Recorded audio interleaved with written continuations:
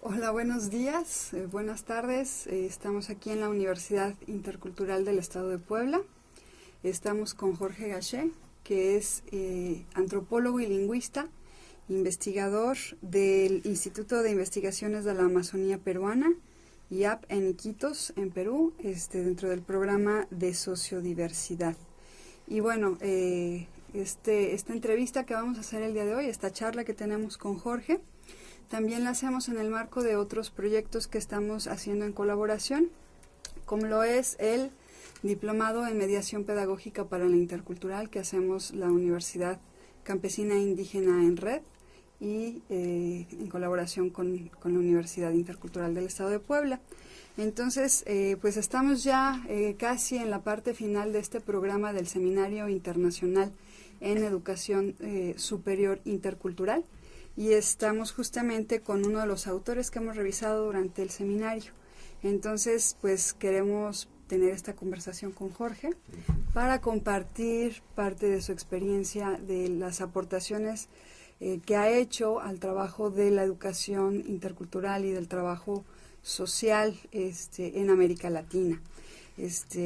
Para esto, bueno, pues le queremos pedir a Jorge que nos diga un poco de dónde ha partido toda esta necesidad de mirar cómo se han dado estas relaciones interculturales en nuestras sociedades y por qué empezar a hablar de que efectivamente las relaciones de interculturalidad están puestas o están ubicadas desde un lugar de asimetría y de dominación. Porque es importante poner esto de relieve cuando hablamos de educación, cuando hablamos de desarrollo o de políticas sociales o de procesos de transformación social.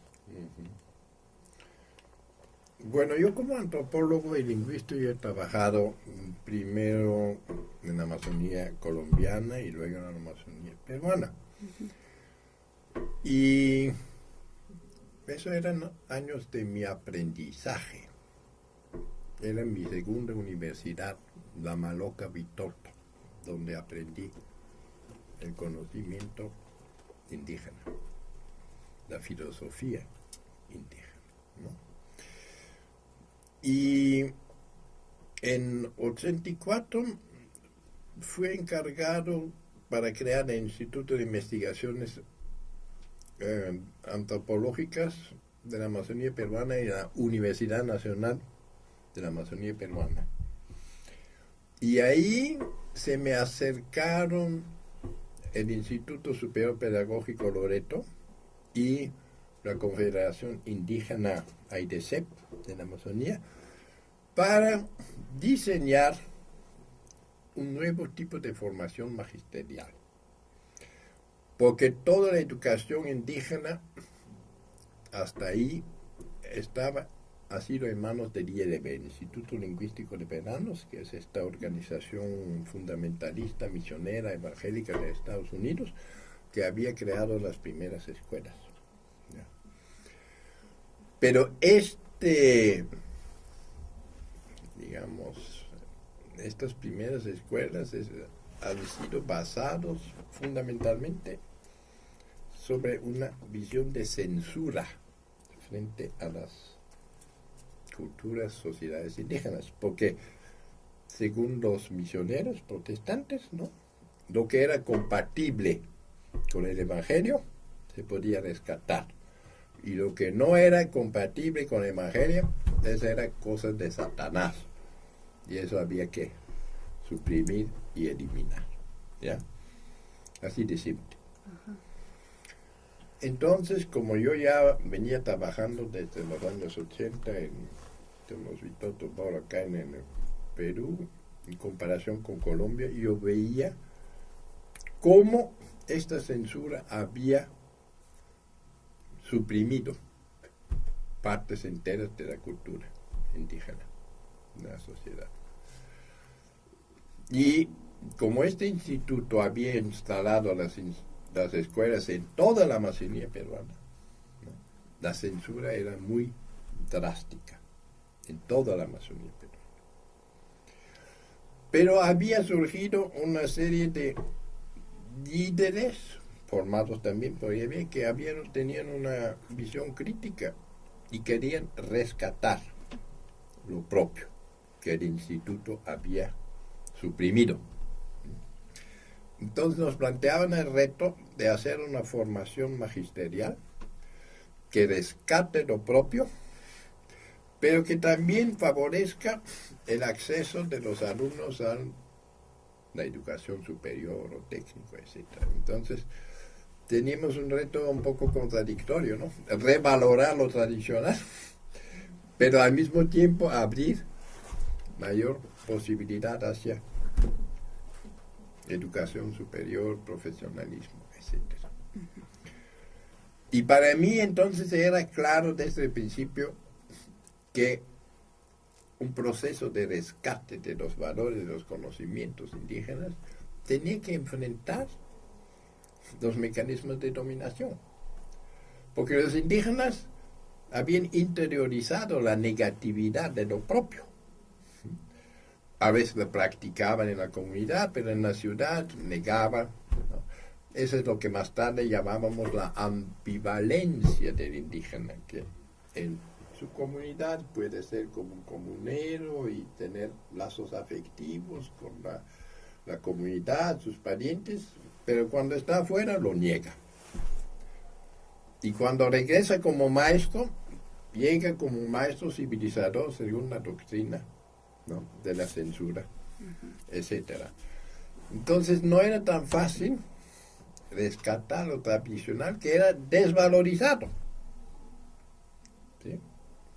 Y teníamos que pensar o inventar en metodología para revalorar lo propio, revalorar los conocimientos propios, precisamente dentro de la relación de dominación de la sociedad nacional sobre la sociedad indígena, ¿ya? Y eso era el reto intelectual del antropólogo, es decir, ¿qué podía contribuir la antropología a esta revaloración? Los antropólogos tienen un discurso interpretativo, pero que se dirige a sus colegas, al medio académico, a las diferentes escuelas de la antropología, Estados Unidos, Inglaterra, Francia, Alemania, etc. Pero ese era un lenguaje que no era comprensible para los mismos indígenas. Habría que idear un tipo de antropología para indígenas, que sea comprensible para indígenas, ¿no? Y que tenga la función de tomar conciencia de lo propio en términos neutros, en términos aceptables, no en los términos constantemente desvalorativos sobre los cuales la sociedad se expresaba sobre la sociedad indígena cuando hablaba castellano. Es decir, todo el castellano que se utilizaba para caracterizar a los indígenas tenía connotaciones negativas, ¿no?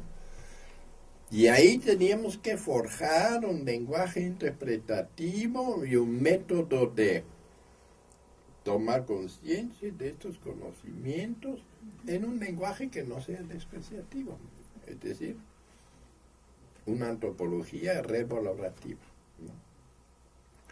Y toda mi permanencia de 10 años en este programa de formación de maestros indígenas, que finalmente se creó con el aporte de Terra Nova, de ONGs extranjeros y bajo el amparo también del Estado como un programa experimental, teníamos que experimentar, ¿no?, un nuevo lenguaje y un acercamiento a la realidad indígena. Y ahí es que desarrollé el método inductivo intercultural, quiere decir, los mismos maestros hablaban de su experiencia, de sus objetos, de sus técnicas, ¿sí?, en la clase, de sus relaciones sociales.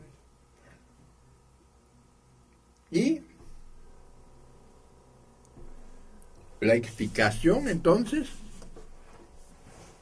tenía que usar un lenguaje que agarraba sus vivencias, para que no sean así vocabulario científico, técnico, ajeno a su realidad, que ellos solo aprendían para hacerse los monos sabios y repetirlos, sino que utilizaban para sabiendo a qué realidad suya se iba a referirse, ¿no? El objetivo del método inductivo intercultural era eso, ¿no? Y así hablábamos del conocimiento del cazador, de los animales, de sus conductas, de sus características alimenticias, etc. Y podíamos vincular estos conocimientos con conceptos ecológicos, ¿no?